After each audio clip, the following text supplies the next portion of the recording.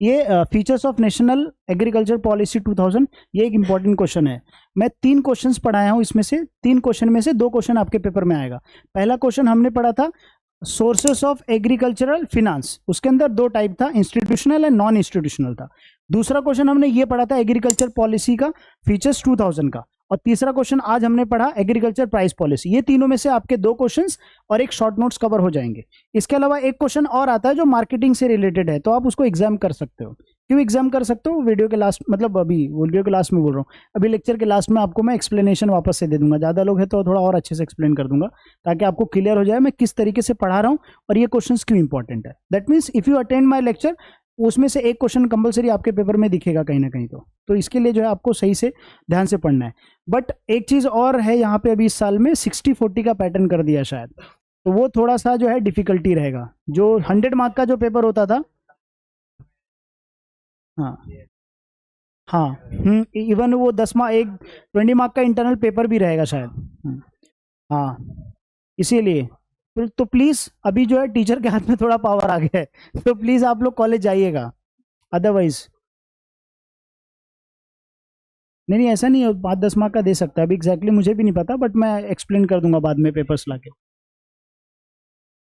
ठीक है, कुछ कोई इशू नहीं, मैं कॉलेज से पेपर लेके आ जाऊंगा यार, क्यों टेंशन ले रहा तू? अभी मैसेज करूंगा, 4 टीचर का पेपर आ जाएगा, अभी भी कौन सा यूनिवर्सिटी का सिंपल आया पेपर, वो मिल जाएगा अपने को सिंपल पेपर्स, मैं दिखा दूंगा सिंपल पेपर्स। हाँ चलो, तो अभी ये क्वेश्चन हम लोग क्विक रिवीजन कर लेते हैं। ये नेशनल एग्रीकल्चर पॉलिसी का फीचर्स है। पहला जो फीचर है प्राइवेट पार्टिसिपेशन है। कौन सा है? Private participation. अगर इसका आप डायग्राम देखोगे कभी भी लेक्चर, जब भी कोई भी टॉपिक्स पढ़ने का, तो आप सबसे पहले क्या करो कि उस पर्टिकुलर टॉपिक का एक जो है माइंड मैपिंग बना लो, डायग्राम्स बना लो। जैसे देखो यहाँ पे मैंने नोट्स में, हर नोट्स में जो है वैसे बनाया मैंने। ये तो इंस्टीट्यूशनल नॉन इंस्टीट्यूशनल का है, देखो ये मनी मार्केट का है, शायद ये ऊपर रहेगा सबसे। हाँ देखो, discuss the main feature of national agriculture policy. यहाँ पे मैंने क्या किया, पूरा सारे पॉइंट्स को हाईलाइट किया। Now you don't have to write all the points, but at least क्या करो, 6 से 7 पॉइंट जो है आपको एग्जामिनेशन में लिखना है विद इंट्रोडक्शन। तो इस तरीके से अगर आप कर लोगे तो आपके माइंड में एटलीस्ट 50% आंसर क्लियर हो जाएगा कि आपको लिखना क्या है उस पर्टिकुलर क्वेश्चन में।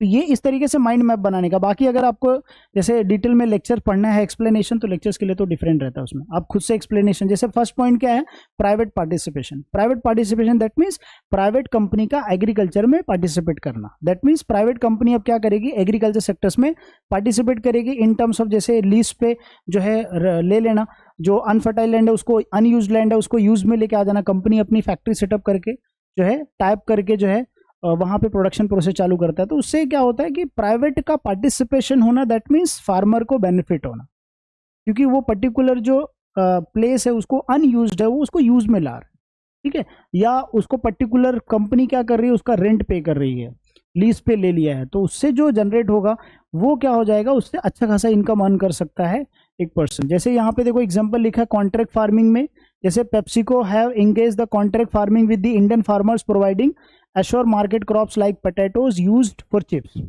जैसे एग्जांपल के तौर पे मैकडोनल्ड्स में आप बर्गर खाते हैं, ठीक है, या फिर जो है फ्रेंच फ्राई रहता है। अब वो जो पोटैटोज रहता है, आप कोई भी मैकडोनल्ड्स के आउटलेट में चले जाओ, बट उसका टेस्ट में आपको डिफरेंस नहीं मिलेगा, सेम टेस्ट होगा कोई भी आउटलेट पे। ऐसा क्यों? वो सेम क्वालिटी का पोटैटो एक पर्टिकुलर कंपनी, वो जो मैकडोनल्ड कंपनी, उसने क्या किया, एक पर्टिकुलर कंपनी को दे दिया कि आप क्या करो, यही क्वालिटी का पोटैटो जो है हमारे लिए प्रोड्यूस करो, और वो पोटैटोस पूरा ऑल ओवर इंडिया, मतलब वो एक चैन बना देना ताकि हर जगह वो सेम क्वालिटी का जो है पोटैटो जाए, ताकि क्वालिटी में डिफरेंस, मतलब वो क्या हो गया कि यहाँ पे प्राइवेट ने पार्टिसिपेट किया फार्मिंग, जहाँ पे क्या किया वो सेम लेवल का मिला। यहाँ पे तो चिप्स का दिया, तो मैंने आपको ना एग्जांपल दे दिया मैकडॉनल्ड्स। इवन आप कोई भी ऐसा आउटलेट देखो तो लोग क्या करते हैं, कॉन्ट्रैक्ट फार्मिंग करते हैं, जहाँ पे एक पर्टिकुलर एक पर्सन को, मतलब कंपनी को देते हैं जो क्या करता है सेम क्वालिटी का, ताकि उसके कोई भी आउटलेट में जाओगे you will get the same taste. तो ये क्या हो गया प्राइवेट। दूसरा क्या है, टेक्नोलॉजी का ट्रांसफॉर्मेशन। अब जैसे मान लीजिए एग्जांपल के तौर पे यहाँ पे दिया फार्मिंग टेक्निक मशीनरी, जो बहुत सारे मशीनरी है जो जिससे क्या होता था, टाइम कंज्यूमिंग प्रोसेस होता था। अब वो मशीन आ गया तो उससे क्या होता है, काम जल्दी कंप्लीट होता है। अब उसकी वजह से क्या, जैसे मान लीजिए फर्टिलाइजर्स अगर वो यूज़ कर रहा है, या फिर उसका जैसे मान लीजिए अगर वो प्रोडक्शन प्रोसेसिंग कर रहा है, तो उसके लिए भी हर चीज़ के लिए क्या है, मशीनें जो क्या है उसका काम बहुत ईजी हो गया। तो उसकी वजह से इवन टेक्नोलॉजी आने की वजह से जो है वो ज़्यादा क्वांटिटी प्रोड्यूस कर सकता है। तो ये प्राइवेट पार्टिसिपेशन की वजह से जो है इंप्रूवमेंट हुआ। मतलब अगर आप क्वेश्चन पूछोगे कि main feature of national agriculture policy, तो एग्रीकल्चर पॉलिसी 2000 लाया ही क्यों गया? सो दैट एग्रीकल्चर फार्मर्स को हम लोग बेनिफिट पहुंचाएं। हम लोग बेनिफिट कैसे पहुंचा सकते हैं, कैसे एग्रीकल्चर सेक्टर्स को इंप्रूव कर सकते हैं? By giving them technology, by giving them जो उनको सही वैल्यू उनको मिले, उसके लिए प्राइवेट कंपनी का पार्टिसिपेशन होना चाहिए। अभी समझ में आ गया क्या स्टोरी है? आपको पॉइंट जो है प्राइवेट पार्टिसिपेशन है, लेकिन इसके अंदर क्या लिखना आप खुद से एग्जाम्पल लिख सकते हैं, एक्सप्लेनेशन कि प्राइवेट पार्टिसिपेट करना मतलब प्राइवेट कंपनी पार्टिसिपेट करता है एग्रीकल्चर सेक्टर्स में। कैसे करता है वो आपको समझ गया। जैसे वो चिप्स का दिया है, मैंने आपको पोटैटोस का, मैंगो इसका मैकडोनल्ड्स का बता दिया। ऐसे आप कलर कंपनीज हैं, ऐसे आप कपड़े बनाने वाली जो कंपनीज है, इवन जो है ऐसे हर हर फील्ड में जो है अलग अलग कंपनीज क्या करती है, पार्टिसिपेट करती है।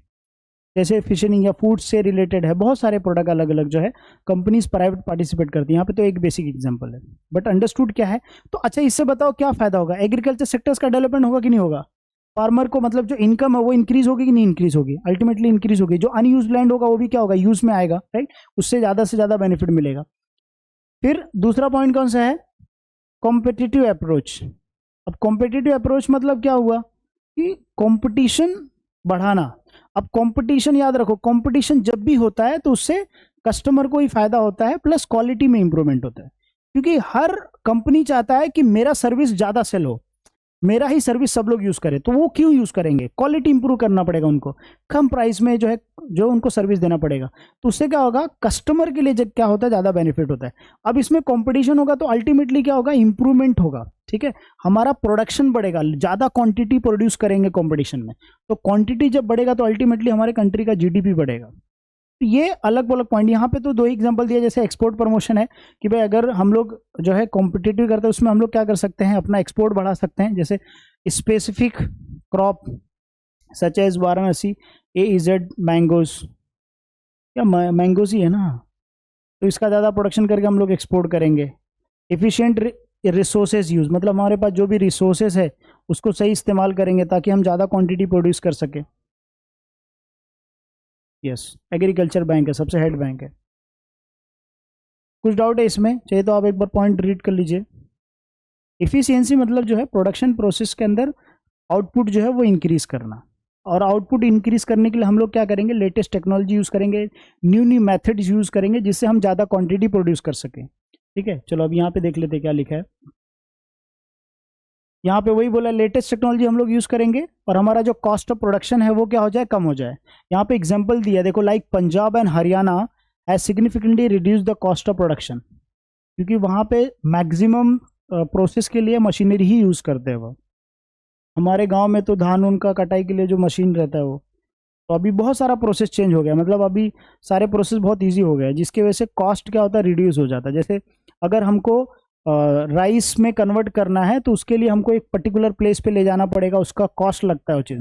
अब क्या होता था, डायरेक्टली ऑन द स्पॉट घर पे हो जाता है। सो ये कॉस्ट क्या हो गया, बच गया। प्रोसेसिंग मतलब ये एक टेक्नोलॉजी का हम लोग यूज करके, इवन जो हम लोग प्रोडक्शन जैसे सीड्स हम लोग डालते हैं, फिर उसके सीड डालने के बाद प्रोसेस करते हैं, पानी का जो है वेस्ट होता था, बहुत सारे प्रोसेस, हर चीज में क्या आ गया, टेक्नोलॉजी आ गया। जहाँ पे हम लोग क्या करते हैं, टेक्नोलॉजी का यूज करके जो कॉस्ट है उसको क्या कर सकते हैं, मिनिमाइज कर सकते हैं। और कॉस्ट को मिनिमाइज करेंगे तो हमारा प्रॉफिट ज़्यादा तो होगा, साथ में हमारा आउटपुट भी क्या होगा, ज़्यादा होगा। इसीलिए कॉस्ट सब्जेक्ट इसीलिए होता है ताकि कॉस्ट कैसे आप मिनिमाइज कर सकते हो।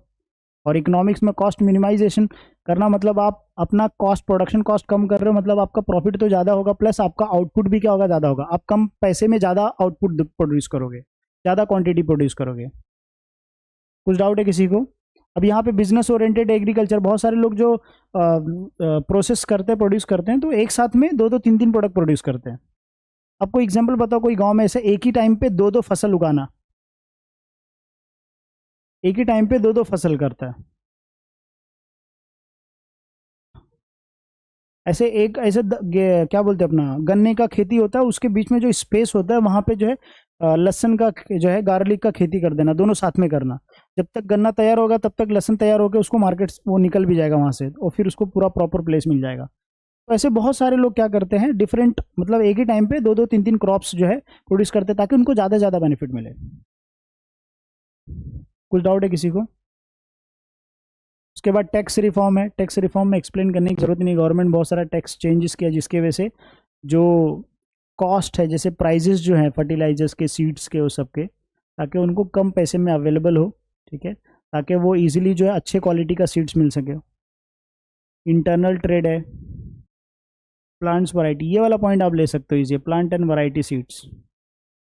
क्या होता है प्लांट एंड वैरायटी सीड्स? यहाँ पे तो शायद इतना नहीं लिख रहे। गवर्नमेंट प्रोवाइड करती है अच्छे क्वालिटी का सीड्स ताकि हम लोग अच्छे क्वालिटी का प्रोडक्शन कर सके, चाहे वो राइस हो, वीट हो, या तो फिर कोई दूसरा अलग प्रोडक्ट। तो गवर्नमेंट यहाँ पे क्या करता है, और वो ज़्यादा क्वांटिटी में प्रोड्यूस करे, तो गवर्नमेंट क्या करता है, अच्छे क्वालिटी का सीड्स, फर्टिलाइजर्स सब्सिडीज के थ्रू पहुँचाता है। तो वो प्लांट एंड, मतलब इससे क्या होता है, अल्टीमेटली फार्मर को ही बेनिफिट है, ठीक है। एक हमेशा याद रखना, एक पॉइंट ऑफ व्यू रखना, फार्मर्स, एग्रीकल्चर सेक्टर्स का डेवलपमेंट, फार्मर्स का बेनिफिट, बस ये दो ऑब्जेक्टिव लेके चलोगे तो आप बहुत अच्छे से एक्सप्लेन कर पाओगे हर पॉइंट्स को। अब जैसे इंफ्रास्ट्रक्चर फैसिलिटी, अब बताओ यहाँ पे फार्मर्स को हमको बेनिफिट देना है, इकोनॉमिक का डेवलपमेंट, दैट मीन्स एक मार्केट को दूसरे मार्केट से कनेक्ट कर देना, लोकल मार्केट, ताकि एक फार्मर क्या कर सके, अपना प्रोडक्ट जो है मार्केट में सही रेट में बेच सके। तो एक इंफ्रास्ट्रक्चर हो गया जहाँ पे ट्रांसपोर्टेशन फैसिलिटी अवेलेबल हो उसको, ताकि वो गुड्स ले जाके मार्केट में सेल कर सके, तो वो इंफ्रास्ट्रक्चर्स में आ गया ना। किसका हेल्प हुआ? फार्मर का। और ज़्यादा प्रोड्यूस करके मार्केट में सेल करेगा, उसका इनकम बढ़ेगा, तो अल्टीमेटली क्या हो गया, वो इकोनॉमी का भी डेवलपमेंट है ना, तो वो एग्रीकल्चर सेक्टर्स का डेवलपमेंट। अच्छा, यहाँ पे हम लोग एग्जांपल दिए थे, वो सोलर पैनल वाला लगता है ना, 2.5 लाख का सेटअप लगता है अभी, 2.5 लाख का 1.5 लाख का सेटअप है, जिसमें गवर्नमेंट पैसे कुछ देता है ताकि आप सोलर पैनल लगाओ, जो भी आपको दिन भर में लाइट का यूज़ होता है उस सोलर पैनल से उतना जनरेट हो जाता है लाइट। उससे आप जैसे मान लीजिए पानी का जो है चलाना है, उसके बाद जो है बाकी जो प्रोसेस करना है मशीनरी के लिए, उसके लिए उतना इनफ जनरेट हो जाता है। और बहुत सारे लोग ये पॉलिसी के थ्रू लगवा भी रहे हैं हर जगह। खेत के बीच में एक छोटा सा बना देते हैं, उसके अंदर ही सब पूरा सिस्टम लगा देते हैं ताकि हम लोग एनर्जी को सेव करें। रूरल क्रेडिट है, देखो किसान वाला क्रेडिट। हाँ, ये भी याद रखना, एग्जाम्पल क्वेश्चन आ सकता है। नॉन इंस्टीट्यूशनल, इंस्टीट्यूशनल फिनेंस है। National live stocks breeding strategy. अब यहाँ पे क्या हुआ, पॉइंट यही वही है पॉइंट, कि अगर हमको ज़्यादा प्रोडक्शन देना, ज़्यादा प्रोडक्शन चाहिए, तो हमको क्या करना पड़ेगा, उनको उस क्वालिटी का फूड्स भी देना पड़ेगा। तो गवर्नमेंट क्या करता है, उसके लिए क्वालिटी फूड देता ताकि हम लोग ज़्यादा प्रोड्यूस कर सके। वही लिखा देखो जो है, boost the milk production cattle engineers, वो यही, इसी का मतलब वही है कि नेशनल गवर्नमेंट ने क्या किया, एक स्पेशल अलग अलग क्वांटिटी, वैसा हम लोग को ज़्यादा प्रोडक्शन हो उसके लिए हम लोग को उसके लिए ज़्यादा food, extra quality foods provide करना, मतलब जो आज के वक्त में रिक्वायरमेंट है उसके हिसाब से हम लोग मीट कर सके, उसके लिए उतना प्रोडक्शन के लिए हम लोग क्या करते हैं, प्रोवाइड करते हैं। कुछ डाउट है? Everybody understood? तो पहला पॉइंट हम लोग को, अच्छा फिनांस है, फिनांस में आप लोग दो लिख सकते हो, इंस्टीट्यूशनल एंड नॉन इंस्टीट्यूशनल। मतलब एक फार्मर के पास कितने ऑप्शन अवेलेबल है, दो ऑप्शन अवेलेबल, या तो वो इंस्टीट्यूशनल करे या तो वो नॉन इंस्टीट्यूशनल। अब नॉन इंस्टीट्यूशनल मतलब आपने अपने दोस्त से उधार ले लिया पैसा, मतलब आपने क्या किया, नॉन इंस्टीट्यूशनल किया, या किसी जमींदार से पैसा उधार ले लिया, तो ये क्या है, नॉन इंस्टीट्यूशनल है। आपने बैंक से जाके लोन लिया, तो ये क्या है, इंस्टीट्यूशनल है। अब जैसे मान लीजिए किसान को बीज सीड्स की जरूरत पड़ी, तो वो गया क्या किया, गवर्नमेंट से मतलब जो है लोन लेके उसने सीड्स लिया, ठीक है, सब्सिडी, तो वो क्या हो गया, गवर्नमेंट की तरफ से फिनांस हो गया, या फर्टिलाइजर्स या इक्विपमेंट्स खरीदा, तो ये गवर्नमेंट ने क्या किया, इंस्टीट्यूशनल फिनांस जो है उसको, बेसिकली वो इंस्टीट्यूशनल फिनांस में आ जाएगा। लेकिन अगर उसने अपने किसी फैमिली दूर के रिलेटिव से पैसा उधार ले लिया, या कोई एजेंट से, दलाल से पैसा उधार ले लिया, कमीशन एजेंट से, तो वो किस में आएगा, नॉन इंस्टीट्यूशनल। तो ये फिनांस वाला टॉपिक सबसे इजी है जिसमें लिख सकता है। Plus insurance schemes. अब एक फार्मर के लिए एग्रीकल्चर सेक्टर्स में इंश्योरेंस स्कीम लाना क्यों जरूरी है, इसलिए ताकि हम लोग फार्मर को प्रोटेक्ट कर सके, जो फार्मर सुसाइड है उसको हम लोग रोक सके। जैसे अगर मान लीजिए अगर उसका उतना क्वांटिटी प्रोडक्शन नहीं हुआ ड्यू टू नेचुरल कैलामिटीज, तो वो क्या हो गया, उस टाइम पे गवर्नमेंट क्या करता है, 50%, मतलब वो इंश्योरेंस की स्कीम के थ्रू, ताकि उसका 50% जो कॉस्ट है वो रिकवर हो जाए। कुछ डाउट है किसी को? बोरिंग तो नहीं फील हो रहा है ना? अगर बोरिंग फील हो जाए तो आप लोग एक बार मोबाइल उठाइए और मैसेज चेक कीजिए और फिर रख दीजिए, आपको एनर्जी आ जाएगी। मैं सच बता रहा हूँ, मोबाइल देखो, मैसेज देखो और फिर एनर्जी आ जाएगी। नहीं आएगी? कहाँ है मोबाइल, दिखा। बोलने से इतना एनर्जी आएगी, देखें तो फिर कितना एनर्जी आएगी। नहीं, आज के वक्त में तो ऐसे ही। नहीं नहीं, नहीं एक्चुअली ये बात लेकिन सच है कि जैसे अगर हम लोग जैसे कुछ काम करते बहुत ये मतलब बोरिंग लगता है, उस टाइम पे अगर मोबाइल देख ले तो हमको तुरंत एनर्जी आ जाती है, लेकिन वो शॉर्ट टर्म कंसंट्रेशन होता है, लॉन्ग टर्म के लिए चाहिए तो मोबाइल को फेंकना पड़ेगा। आज के वक्त में अगर कोई मोबाइल नहीं यूज़ कर रहा है ना, वैसा इंसान मिलना मतलब नामुमकिन के बराबर है। कोई ऐसा पर्सन जो मोबाइल ही यूज़ नहीं करता, सोचो। लेकिन कॉलेज के दोस्त से पैसा, कॉलेज के दोस्त के मोबाइल में लॉगिन करना, हाँ तो फिर वो सबसे अच्छा, दुनिया दूरी मतलब एकदम शांति लाइफ रहेगा, ज़्यादा फ्रस्ट्रेशन डिप्रेशन, पढ़ाई सिर्फ वैसे पहले के टाइम पे। जिसके पास मोबाइल है मतलब क्या है उसका, उसको टेंशन होगा ही होगा, ऐसा हो कि टेंशन नहीं है उसको, मोबाइल है मतलब टेंशन है। अगर आपको टेंशन दूर करना है तो आपको मोबाइल साइड करना पड़ेगा। मेरा कहने का मतलब ये है कि अगर आपको सच में पढ़ना है तो आपको मोबाइल साइड करना पड़ेगा, फिर आपको पढ़ाई करना पड़ेगा। मोबाइल के साथ आप पढ़ाई नहीं कर सकते। हाँ, ये लॉकडाउन की वजह से ना कितने सारे बच्चों को फ्री फंड में मोबाइल मिल गया, और उसकी वजह से और ना मतलब एकदम ग्राफ ऐसा हो गया एकदम।